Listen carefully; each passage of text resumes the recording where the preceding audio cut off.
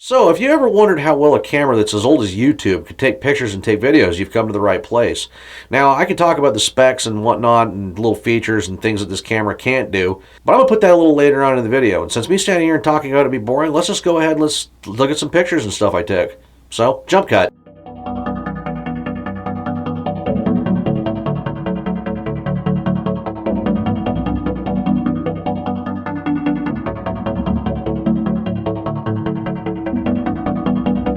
I don't know if this comes over on video, but this thing's rattle cam paint job looks like complete ass.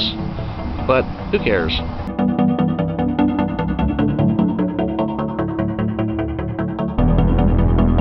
Hopefully you're not getting too much wind noise, but the B-52, giant airplane with a huge wingspan. Now, instead of me nerding out on a B-52 with wind noise, why don't I go inside?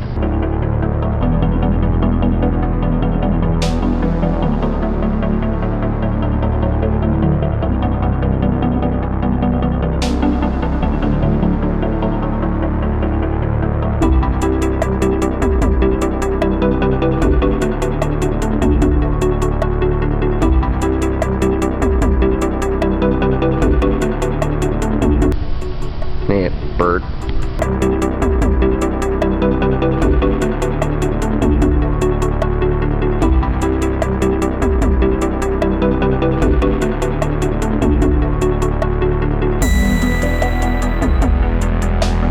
Alright, so you may have noticed I didn't take a lot of video, and that was just because there happened to have been a lot of people inside the museum, and video taking really wasn't this camera's forte.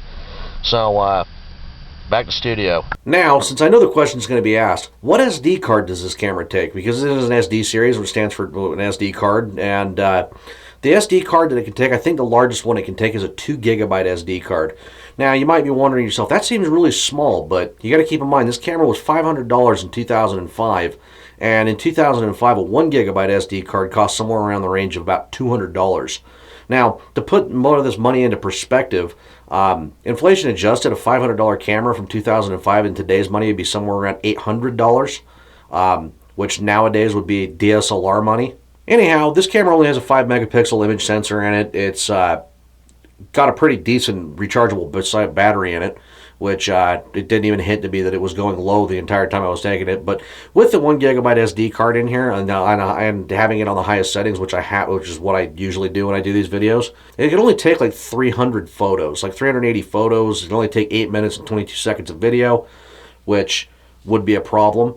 I have another interesting question. Could you have used this for YouTube in 2005? So let's go ahead, let's slap it on the tripod, and I'll wrap the video up with that and just keep it short and sweet. So, jump cut. Hopefully I'm in frame and not looking like I'm standing 30 feet away from the camera, and that my audio is not piss poor. This is what the camera looks like on a tripod with my studio lighting. Just a quick little bit of information about most of these digital cameras is that most of them will not zoom when you're doing video. It'll only digitally zoom. And that has to do with the fact that it's just so you don't hear the camera mechanism zooming in and out on the video. But other than that, I just wanted to keep this video short and sweet, and hopefully it's the best one on YouTube on this particular camera, and thank you for watching.